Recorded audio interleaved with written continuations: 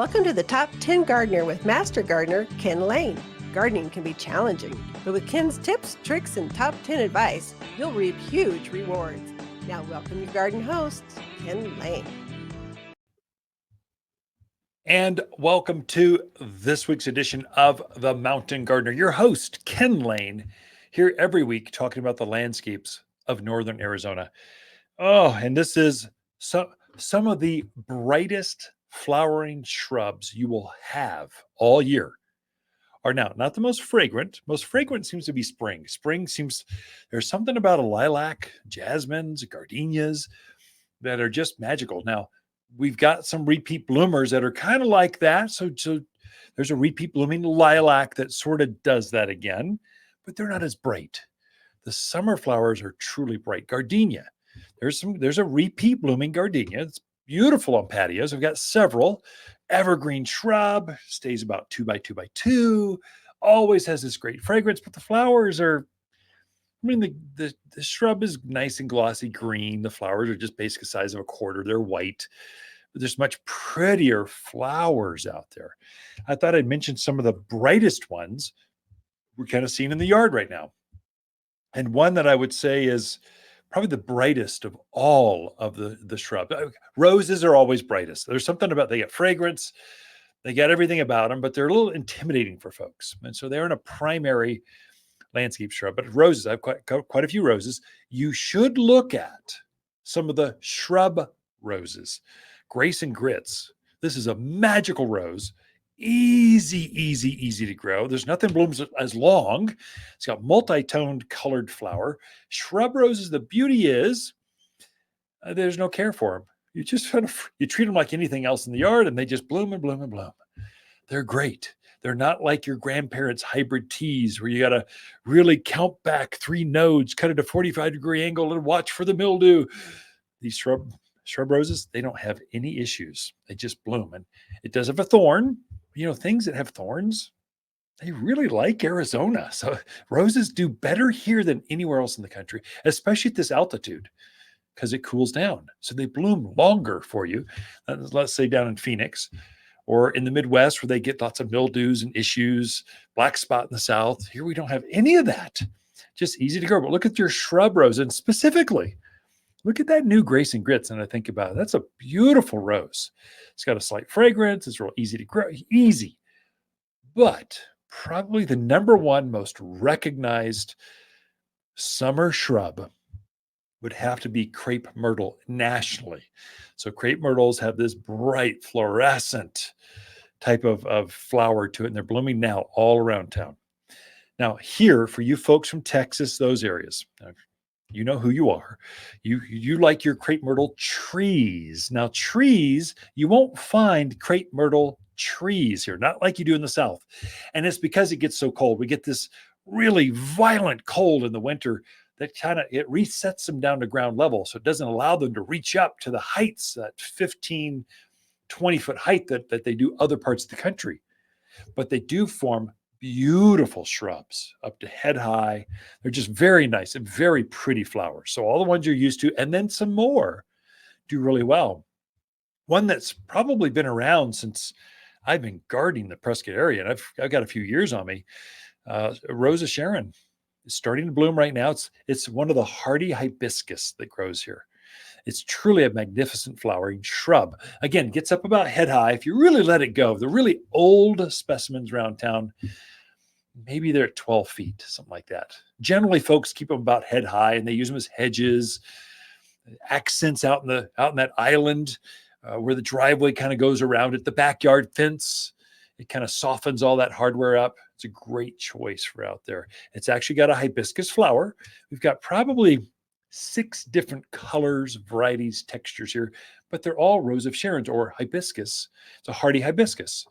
And so it comes back, you can count on it. Every single summer, you will have hundreds of these hibiscus flowers on them. Butterflies love them. It's a great plant. There's nothing like it because of the quantity and the color of these flowers. You'll be driving by down a street at 30 miles an hour. You went, whoa, what is that? You'll spot them because they're so bright and so pretty. I don't think that they have a real strong aroma, not like a rose or jasmine or something, but it's got a slight one. The butterflies sure know it's got a fragrance or a taste that they like. One that's most famous here because it's drought hardy. It has flowers. I don't know if they're the prettiest, but they're the most unique. So smoke bush or smoke tree. If you let it go, it can get up to about 18. It can get up pretty tall. Not a true tree, but like a miniature tree, real tall shrub or short tree. That's one, smoke bush. Generally, it's purple, but the flower starts to elongate right now, and it looks like the bush is on fire, like it's smoking. Not with flames, but the flowers are light and wispy, and it just looks like there's smoke hovering above this plant. And when the wind blows, it just rustles it and makes it look like it's just moving. It's a dramatic type of shrub. It's really pretty, and it's drought hardy. Nothing's gonna eat it. Javelina, the deer, nothing bothers a smoke bush. And so that's when you put out there in that we call it oasis gardening or oasis design. You've got a real native kind of rough, lots of manzanitas, junipers, and maybe some cypress out there. You've got pinyon pines. Well, this is one you can intermix with that, and it sort of looks native-y, but it's not native-y, but it adds a little bright spot. And so as you get closer to the house, we put the bright colors, so containers of flowers. Then as you roll out away from the patios or the entrance or down the driveway, you put maybe your smoke bush, rose of Sharons, your crepe myrtles.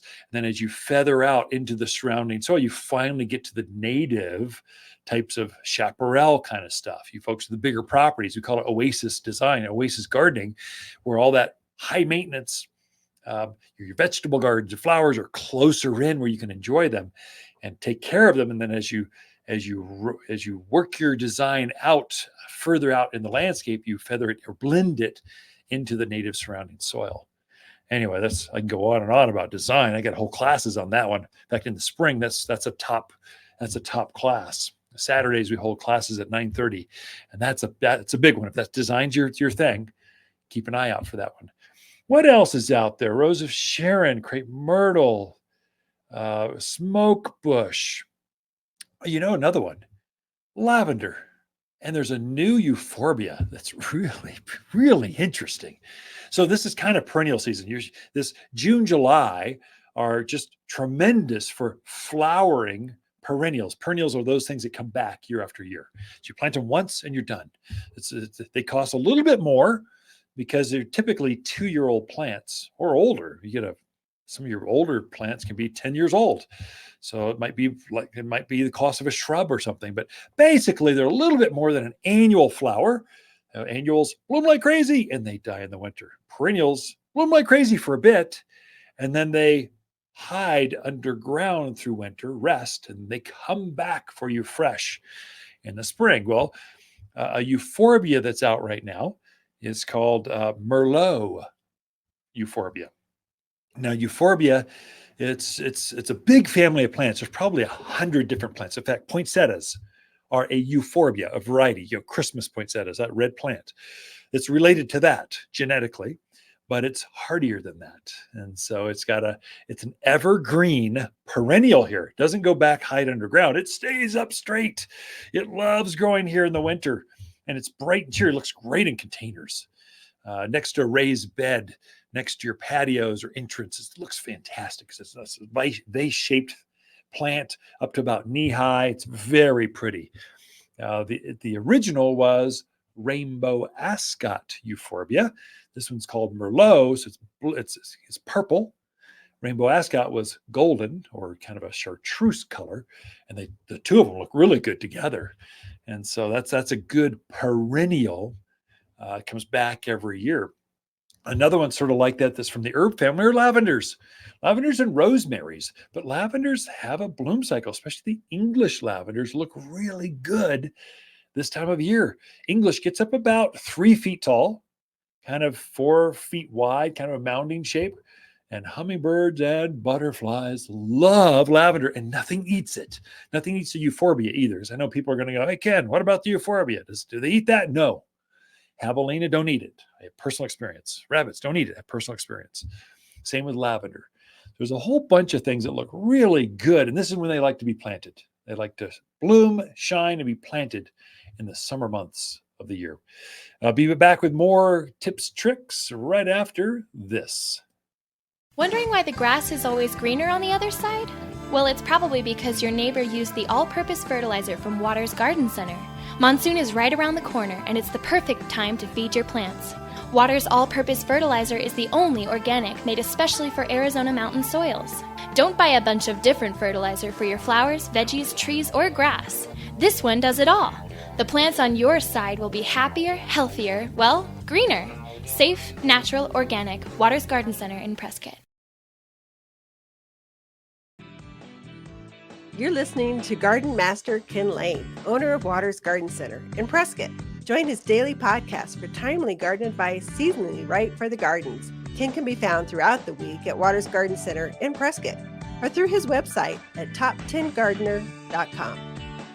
You're listening to Garden Master Ken Lain and the Top 10 Gardener podcast. Welcome to the Top 10 Garden Show.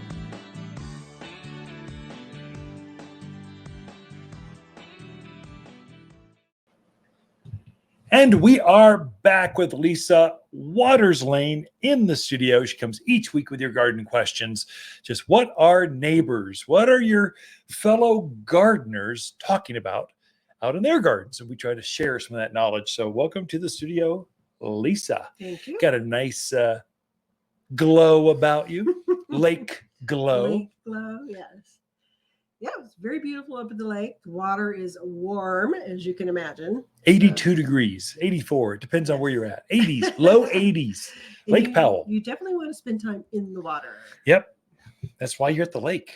Why That's would true. you go to the lake and not spend time in the water, especially when it's bath water? It's beautiful. Oh my gosh. It So was very, nice. very nice. Yeah. So time away. Mhm. Cell service is terrible up there. Page, Arizona does not have infrastructure. There is no fiber optic to anywhere in there. It's just kind of like, they don't even have cell towers that look like pine trees, those cheesy ones that go out there. I don't even know where they have towers. So, but data's terrible. I've also been out in the middle of the lake and gotten a phone call. So, Yeah. it's getting there where it comes through. So. Garden questions. What Yeah. are people talking about in their gardens? All right. Well, the first one is from Diane. They live in the Clarkdale area. And they're looking for a nice, fast-growing shade tree. And they're looking at the frontier elm or the ornamental plum. Wonder which one would be better. And do you have any other suggestions? Yeah, that's a great choice. So, so one she mentioned was a good shade tree. The other one is not. And so elm trees there's a wild elm that grows here, a Siberian or Chinese elm. They go by both names, same tree. Weedy, trashy, disease-ridden, bug-ridden, but the new hybrid varieties that are cousins of that, so the Frontier, Alley, Princeton elms, these don't get the bugs, they don't get the disease, and they grow really fast. So around the downtown Prescott Courthouse, those are all elm trees. A lot of those are elm trees. You know it does really well at any elevation. It would love the Verde Valley down there in Clarkdale. It would love that. And so go for that. Purple leaf plum or ornamental plums, they're short trees. I mean, unless you're a dwarf with a little tiny chair, it's not going to make a very good shade tree. So probably you want something that's above 30 feet. And so purple leaf plums are in that 20-foot. Yeah. I mean, it seems big for a patio. It'd be great for shading a patio. Out in the yard, playground set, watching sunsets with a patio, not ideal. So some other choices though for Diane, the Verde Valley. Locusts are going to do really well. They take our heat, they take that wind funnels through that river area, just kind of gets ferocious sometimes. And so it would adapt really well to that. There's honey locusts or golden locusts. We've got purple robe locust. If it's got the name locust in it, it's going to be good. Big tree up to about 30 feet tall, good shade tree, umbrella shaped. Ash. There are some stunning ash trees up in Cottonwood, Clarkdale, Camp Verde. It's beautiful. Ash trees so Raywood ash, Arizona ash, Modesto ash. Any ash is going to do really, really well. And a big shade tree. And what grows wild right down around you, sycamores. Sycamores love that valley area. They're going to adapt really well. But those are one. It'd be worthwhile, Diane, coming over the hill, visit Trader Joe's, make your Costco run, stop by Waters Garden Center, and come tour the shade trees. It's a good time to plant one. So monsoons are coming. So you're already seeing them on the White Mountain area. Tucson's being hammered.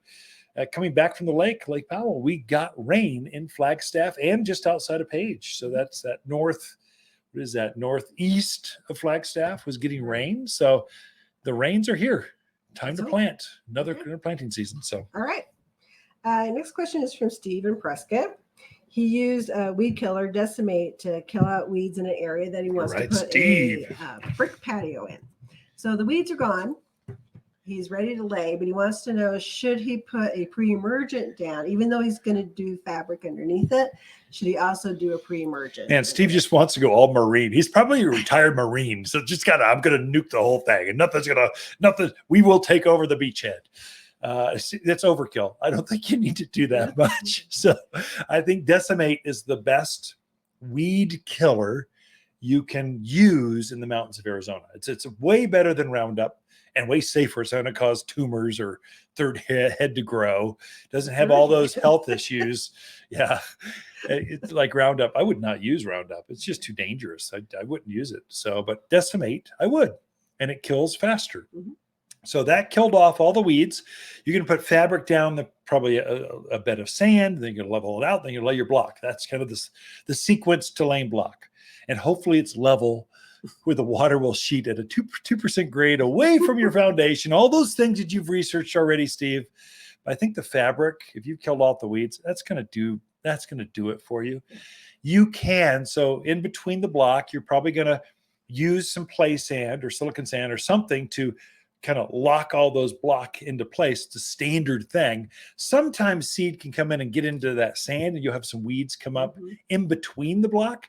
They're not coming from under the block, under the fabric. They're coming because seed landed in that sand that locked the blocks together. And so they're very easy to deal with. So I think you're fine. Decimate was a great call. Don't need the weed and grass stopper. Use that out near the fence line, down the driveway, out between the rose beds, because when the rains come, you're going to get tumbleweeds are going to be huge. So just use it there. Don't need it under your patio. Okay. Last question is from Amanda. So she has some petunias, big pots of petunias. Something's eating holes in them, eating leaves. Oh my gosh, it's time. She's looked and can't find anything, but something has to be there. What could it be, and what do you treat it with? So budworm, it's a little tiny caterpillar, as cute as could be, maybe not even an inch long. And they love eating flowers. That's all they eat. Their diet is flowers. Little tiny moth lays her eggs on your petunias, geraniums. What else they get onto? Just on your flowers. They like flowers. And so they hatch and they start putting holes. Then eventually the entire flower is gone. And then you're going, it's just not, there's no flowers. All the buds are gone. What is going on? Budworm. Budworms like to eat the flower buds, but they'll also eat the entire flower. But they're super easy to kill. So and you won't see them because when they eat let's say a purple petunia, they turn purple. They're eating a pink petunia, they turn pink. When they're the same color as a flower they're eating. It's wild. It's why it's such a pretty caterpillar, but it is a caterpillar. And so you use BT. So we've got a spray here. It's completely organic. Your new puppy dog could go in and eat that flower right afterwards and be perfectly safe, or the birds can nest in that petunia and they're going to be safe because it's organic. But if you're a caterpillar, if you start to digest that, you stop eating immediately. And usually that caterpillar will die, not from the spray, but just from starvation. They just get sick to their stomach and they stop eating and they just drop, they vaporize. It's very gratifying as a gardener. If you want to take out caterpillars, that's a good way to do it. BT, it's a liquid. You spray the flowers, the foliage. Doesn't matter if you hit the caterpillar, just spray the flowers. They're going to come out in the morning because they're worried about being eaten by birds And praying mantis and other predators, they're going to come out early and start eating. They're going to digest some of this spray, and then they're going to stop. Your flowers will stop eating. Now, fertilize right afterwards with flower power. It's a liquid fertilizer that we have. Mix it up in a watering can. And literally, if you take the pressure off from the caterpillars and you give it a high flowering food, literally that plant will be covered. I mean, just glorious within 2 weeks. It'll just be beautiful. Look at your geraniums, because I've had them on our geraniums, do the same thing. In fact, I would just spray them as a preventative. If you've had budworms, you're going to have budworms again. Just spray them. Definitely. As a preventative if you've got flowers, if you want to keep them blooming. Flower power every couple of weeks. You've got lots of season left. Great questions this week. What is that? Diane, Steve, and who's the last? Amanda. Thank you. Great questions. Be right back after this. Waters Garden companion plants for July are hibiscus, maple, verbena, and crepe myrtle. Crepe myrtle flowers are intense watermelon pink, solar reds, and LED whites that cover this heat-loving shrub. Plant where you enjoy its beautiful multicolored bark and sinuous branches up close. The flowers show against forest green foliage that turns red and orange in autumn. Growing to just head height, every yard has room for at least one, and only available for summer planting here at Waters Garden Center in Prescott.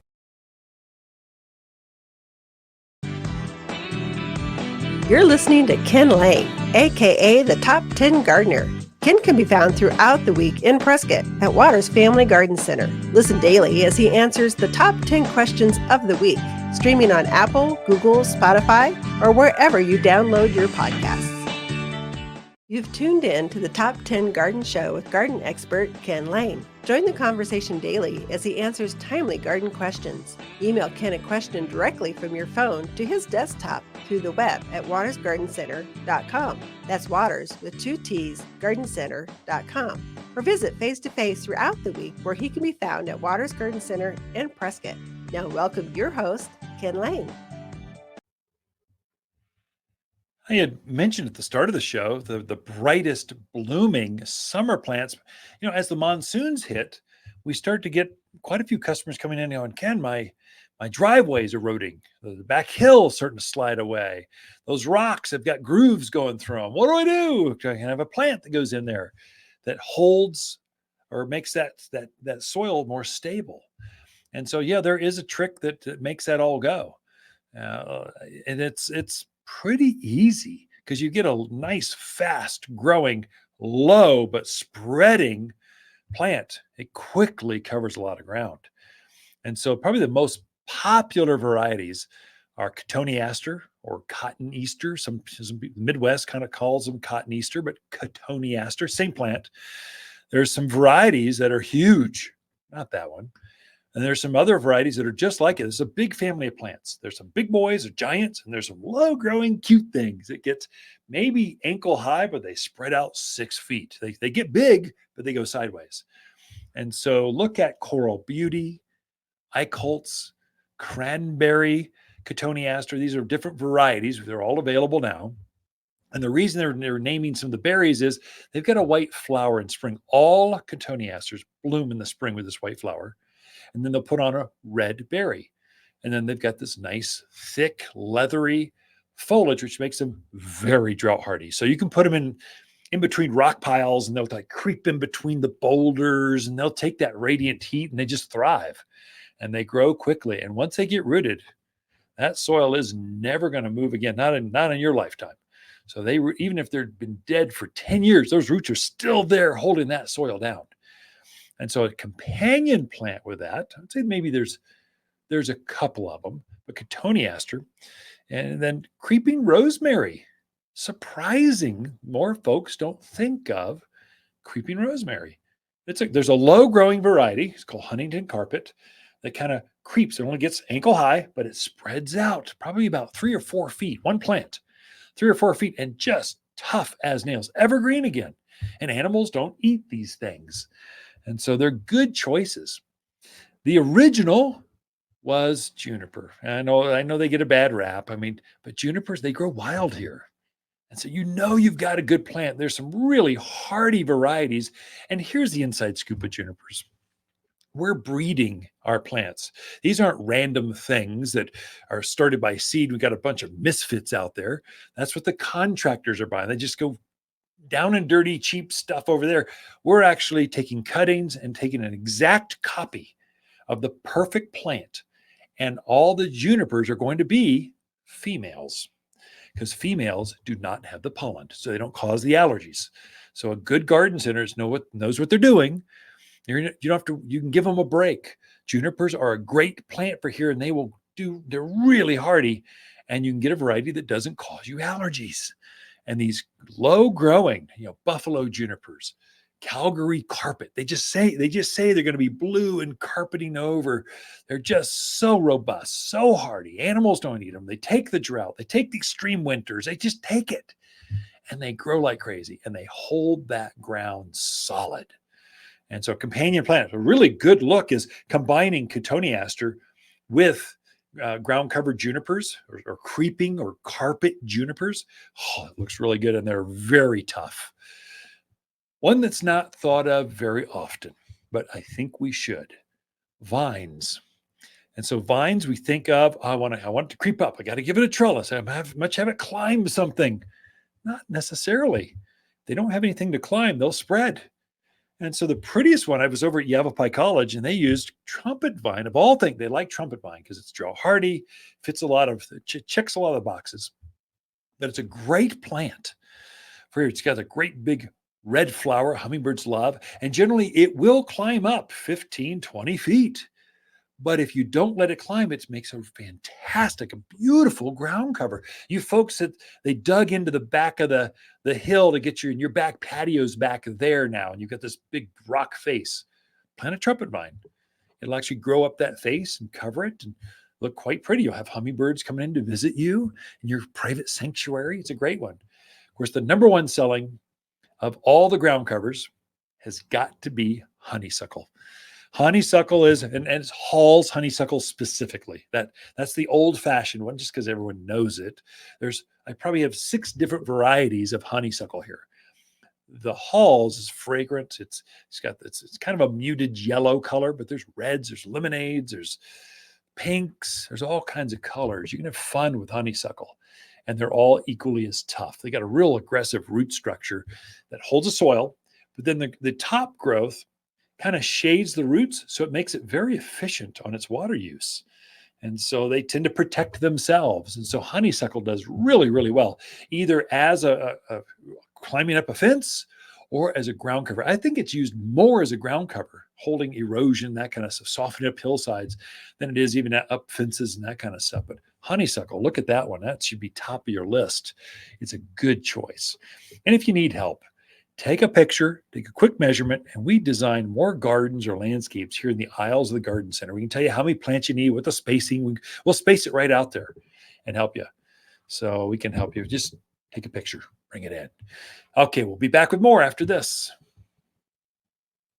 Waters Garden companion plants for July are hibiscus, maple, crepe myrtle, and purple verbena. Purple verbena is mountain famous for gorgeous summer-long flowers held over compact green foliage. This purple bloomer loves bright gardens, summer heat, and grows best in poor soils with less water. Go ahead and abuse this bloomer. You can't kill it. The perfect native perennial for easy summer long flowers. You'll only find the toughest verbena here at Waters Garden Center, 1815 Iron Springs Road in Prescott.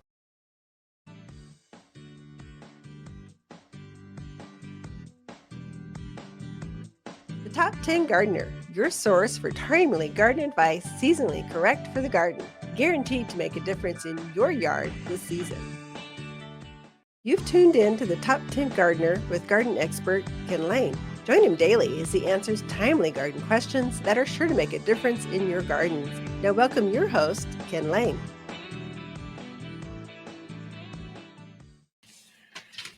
And we are back with Lisa Waters Lain. She comes each week and just shares some garden insider tips and tricks that'll make a difference in your yard like this week. And so we are in the thick of the summer planting season, all the summer mixes. Lots are looking, the plants, they're looking good. Yeah.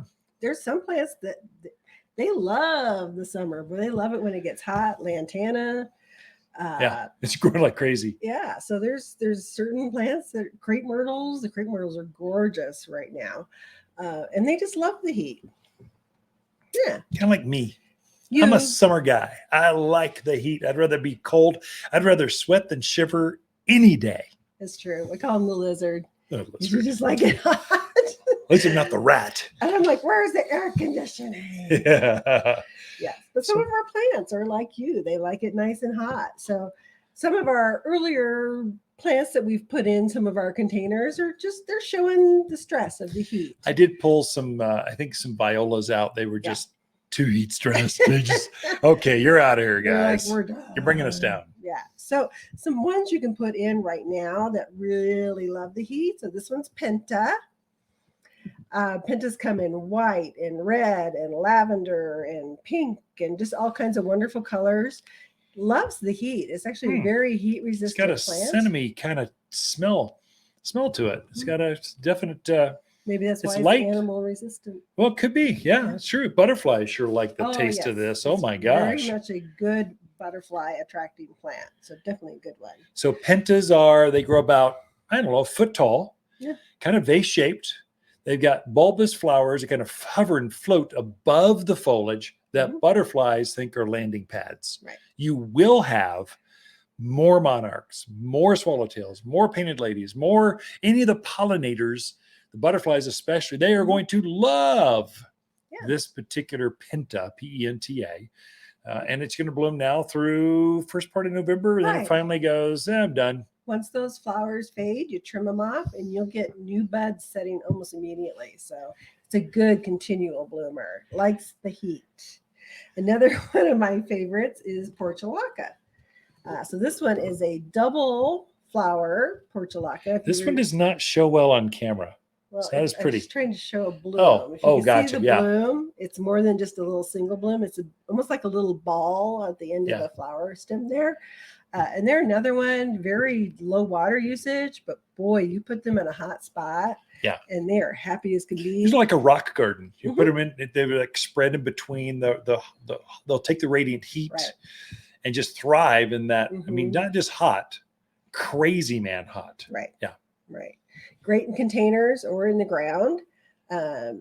They're again come in a multitude of colors: orange, yellow, pink, you name it. So this is ice plant, right? No, or Portulaca. It's Portulaca. What's the difference between ice plant and Portulaca? Because they look similar to me. They do look very similar. Portulaca is an annual here. It will not come back. The ice plants that we carry are actual perennials. So the ice plants for our area that we bring in will come back year after year after year. These guys are enjoy them for the season, then they're done. So it'd be sort of like an annual perennial. So the perennial variety of this Portulaca ice plant comes back year after year, but it doesn't bloom as well or as long or as big or as double flower. You mentioned the double puffy flower. It is spectacular. Whereas the annual is bred for the flower, the showmanship of the flower. So this one actually will bloom better, longer, stronger, brighter, but it won't come back. Right. And I don't think this reseeds either. I don't think that one does. There's kind of the moss rose one, the old-fashioned one. Has a skinnier leaf to it and a simpler flower. That one will reseed, but this one I don't believe does. Big flowing, just kind of flows over the edge of a hot container next to a driveway, in between, next to the walkway, going up to the front of the house. This one loves the heat. Hanging baskets. Yeah. Portulaca is famous in hanging baskets. Definitely. Another one that I really like, because this time of year, snapdragons kind of go, I'm a little hot. I'm just going to hang out here for a while and see what happens. Angelina kind of gives you that same look as a snapdragon, but it's one that definitely can take more heat and bloom with that heat, where snaps will take a break when it's so hot. These guys will just bloom through the heat. So just they're getting purples, whites, pinks, you name it. Lavender. I just look at it and go, I've got my sequin shirt on. I'm promoting Dancing for the Stars. So kind of 5 more weeks and the show is on at Yavapai College. but this purple goes with my blue sequins really, really well. I like it. So I have 5 more weeks of looking at that shirt. You do. It's starting to stand up by itself in the corner. So it's I'm afraid to wash it because you don't have any sequins I left. just need 2 performances. Carrie won't mind, my dance partner. Let's hope. We're dancing 2-3. We're practicing 2-3 times a week. And I'm getting better. So I've memorized a third of the program, very fast paced, very like it's movements like crazy. Yeah. She's going, don't hold me. Do the movements from across we need to fill up the whole stage. I'm going, okay. Anyway, I'm trying to keep up with her. She's very creative. It will be fun. It's all for a good cause. Yeah. Yes. All right. So heat has been hot. So I kind of wanted to go over some of those things we can do to help our plants in this heat. So water. I think water is very important. And I would say some people, they use their irrigation systems, which are great. Irrigation systems are wonderful for helping you save water, but they're not the end all to end all. This morning I was walking the dogs and irrigation was going off on one of the neighbors' houses and didn't have the head on. It's just spewing out. So it was just shooting. It was just hitting where he had rocks. Yeah. It wasn't actually on the plant. He was watering his weeds, promoting weed growth. Definitely. So irrigation systems are amazing, but you can't just ignore them. They do require maintenance and update, whether you do that yourself or you have somebody come in and check them. I highly recommend run your system where you can go out and watch it and make sure you're not just wasting that water or it's not getting to the plant that it needs to get to. And the other thing is run your system and then go out and check how far down that water went. That's a good idea. Yeah. You know, if you've got a skewer or a screwdriver, go see how deep that water actually went, because some people think, I ran it for 15 minutes. It should be running off by now. Well, it goes down like a half an inch. Yeah. So we definitely need to be deep watering our trees and shrubs in this kind of heat. I was promoting, or I got it in my notes, supplement water, brand new things, just hand watering. Just don't just rely on the drip system for new plants. Add one additional old-fashioned hose or watering can, and just add to it to help take the pressure off of those plants. So water. Other thing is mulching around your plants. Yeah. So a lot of people think of mulching only for wintertime, but mulching around your plants and your trees and shrubs this time of year, it helps keep them cooler. It helps keep the weeds out of there. So you're not going to have weeds sprouting out. And so it's just a really good, keeps more moisture in the soil. So it's very important to do. And people don't think about doing that in the summertime. It's the most important. So shredded cedar bark, just a 3-inch layer. Magical. Cedar keeps bugs away because it's got a repelling action.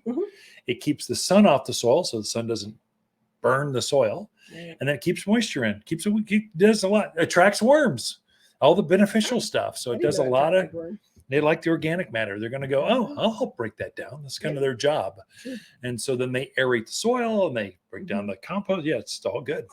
The other thing I would say is another reason to go out in your yard, go in the morning when it's cool, check for insects, things that will be stressing plants out. If you have a stressed plant in this kind of heat, it's going to exasperate. It's just going to be more of a problem. So you really want to keep your trees and shrubs as healthy as possible. This time of year, keep the insects out of there so that it stays nice and strong.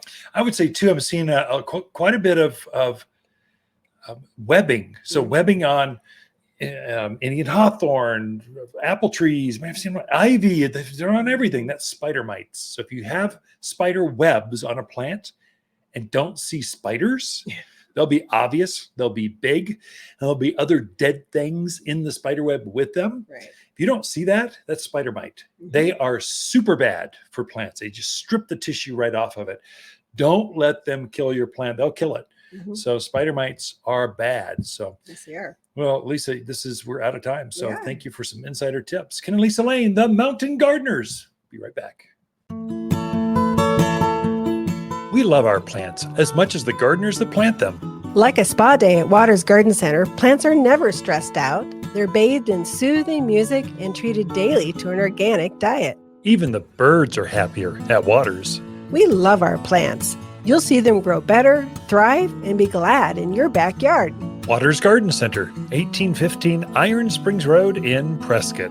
And top10plants.com. You're listening to garden expert Ken Lain, owner of Watters Garden Center in Prescott. Look for more tips, tricks, and garden shortcuts through Ken's website. Additional shows of this podcast, read his weekly garden column, or follow him on Facebook, Instagram at WattersGardenCenter.com. That's Watters with 2 T's, GardenCenter.com.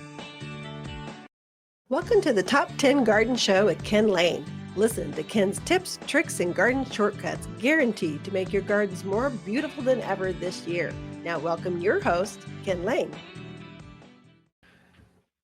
There are so many homes being built.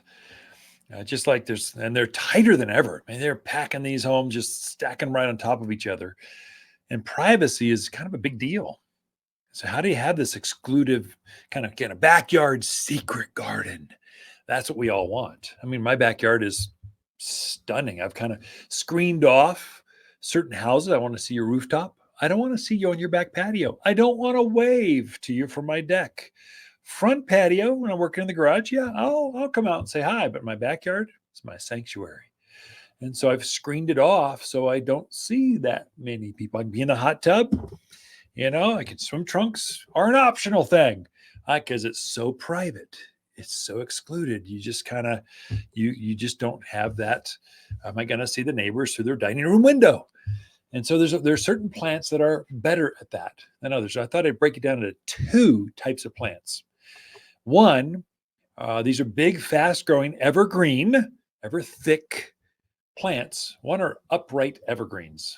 These would be the evergreens that kind of grow straight, tall. They're bigger than a hedge. They're going to get up every bit of 15 feet or bigger. Some of them 25, 30 if you get a big boy. The deodar cedars, the junipers, you got Colorado spruce. They're pine trees like Austrian pines. These can get up 30, 40, 50 feet. They can get big. It's a good thing because they grow fast. And so the 10 years, 15 years you're going to be in your home, they're not going to be up to 60 feet, but they'll quickly get up to 15, 20 feet. And so they're good choices. So upright evergreens. And the second one are large evergreen hedges. So head-high hedges. So we've got a whole section here at the garden center. We kind of break things out. So we curate all the shrubs. So they're either going to be knee-high shrubs that combine the companion plant or lower. We've got hip-high, and then we've got head-high. Head-high are the privacy screens. These are going to be like red-tip botania. It's big. That's probably number 1 seller. Unfortunately, it's number 1 seller. I've sold thousands of them. I don't have them in my own yard, but it's a number 1 seller. Put my kids through college with that one. But it's kind of disease prone. Deer eat it. It's got a lot of problems. And so I don't want problems, 3 years down the road. I want easy care from this point forward. Just grow and look fantastic and provide privacy.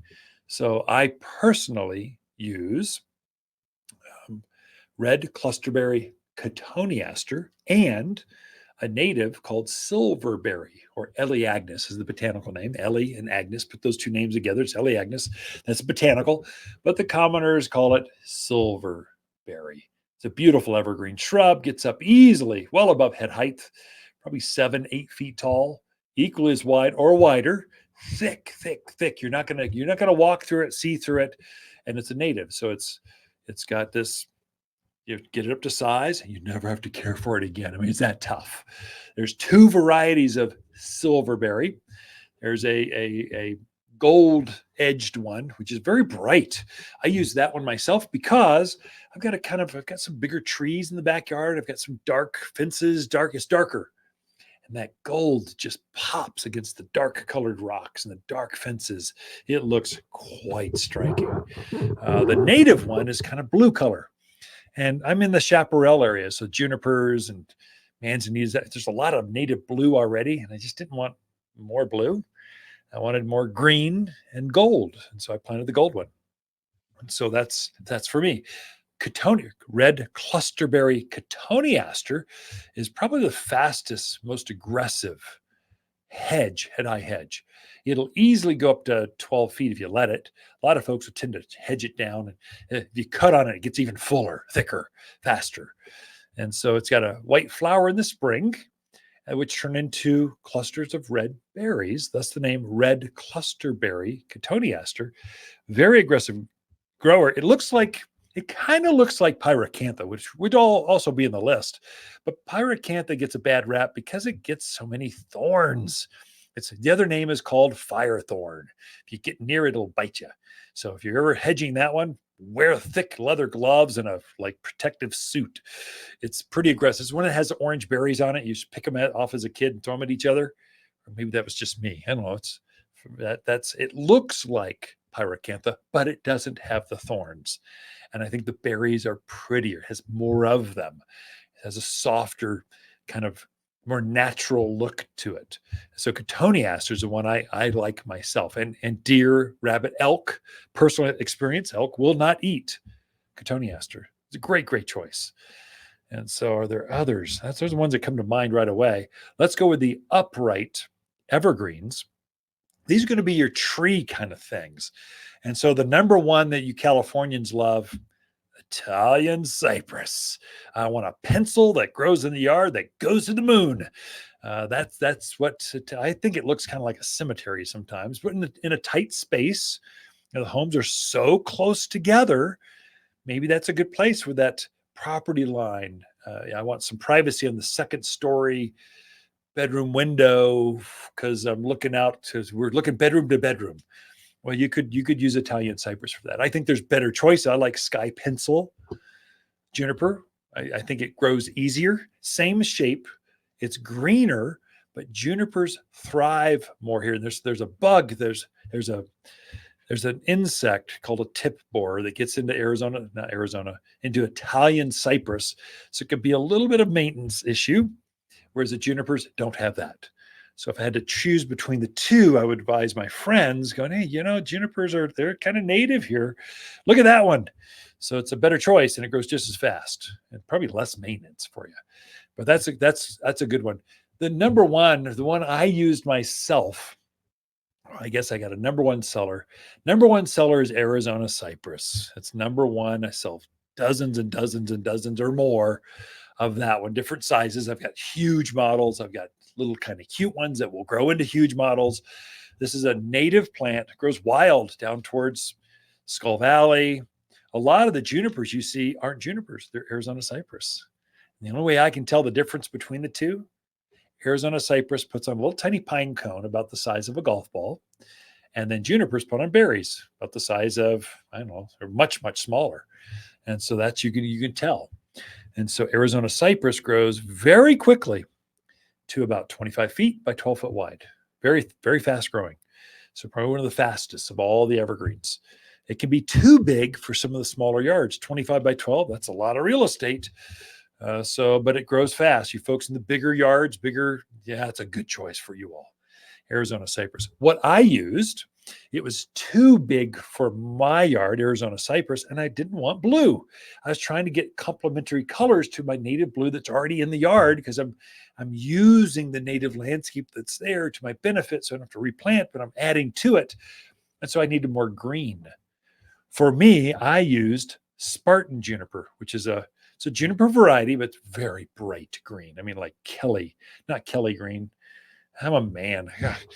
God only gave me 7 crayons in my box. Wish I could describe the color green, but it's a lighter colored green than the dark forest greens.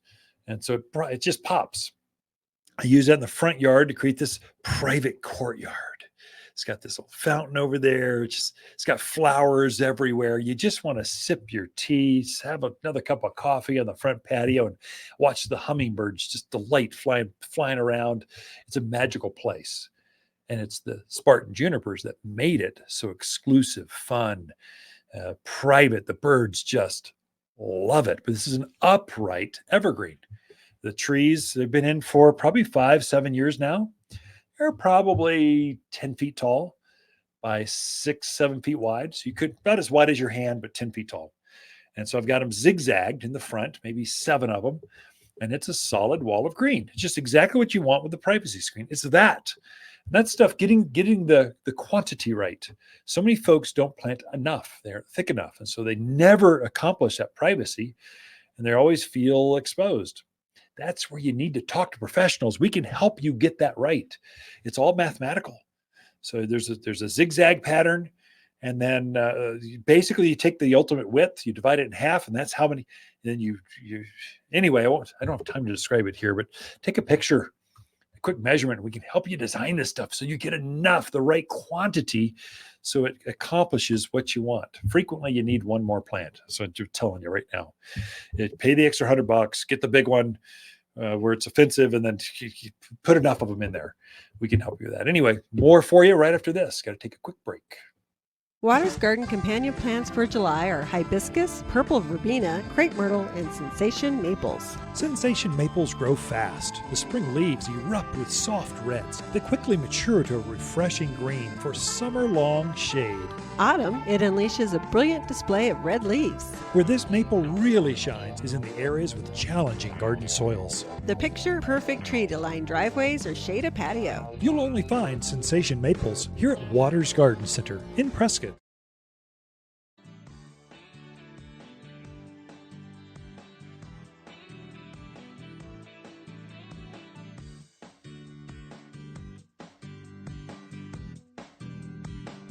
You're listening to garden expert Ken Lain. He can be found throughout the week at Waters Garden Center in Prescott.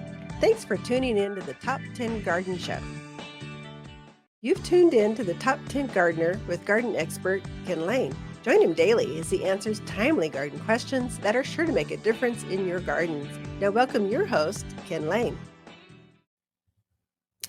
Birds. I love and garden for the birds.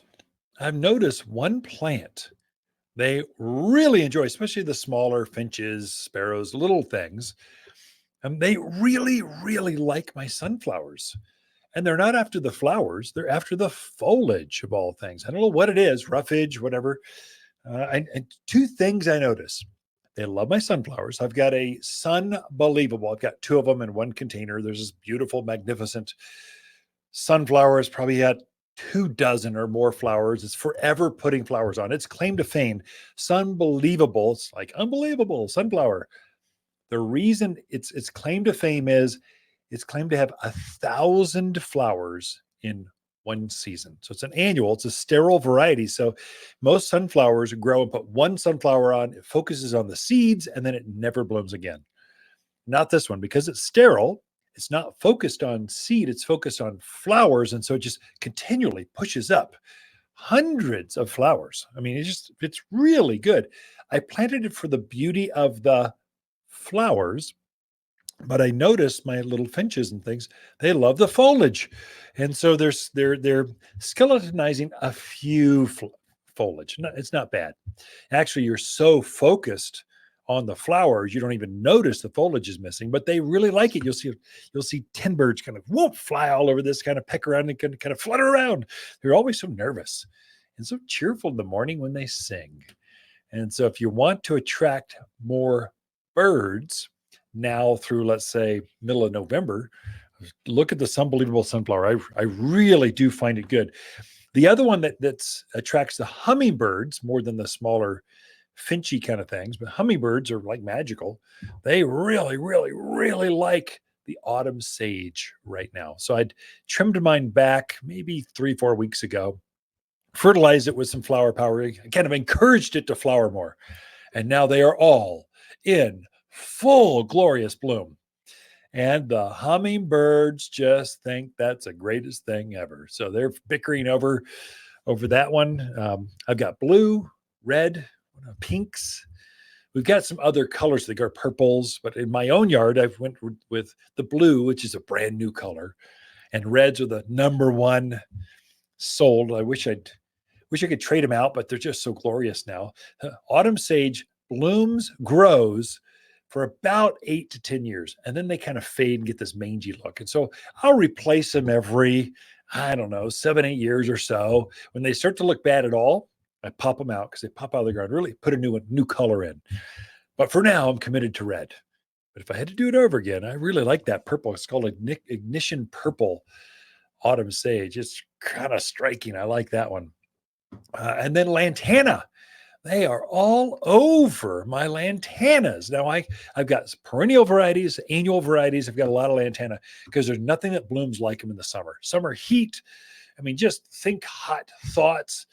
Just take a blow dryer to lantana. They love the heat. More sun, more flowers. And the birds love them. And the butterflies like them.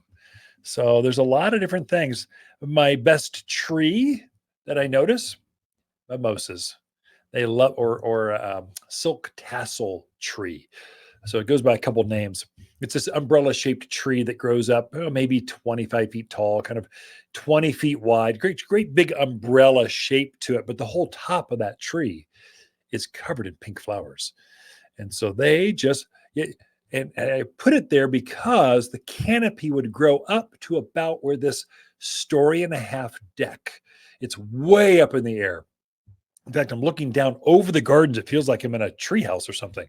I wanted to feel more jungle-esque, more Tarzan feel than overlooking my gardens. Well, silk tassel or mimosas. Just think mimosa drinks. It's that tree.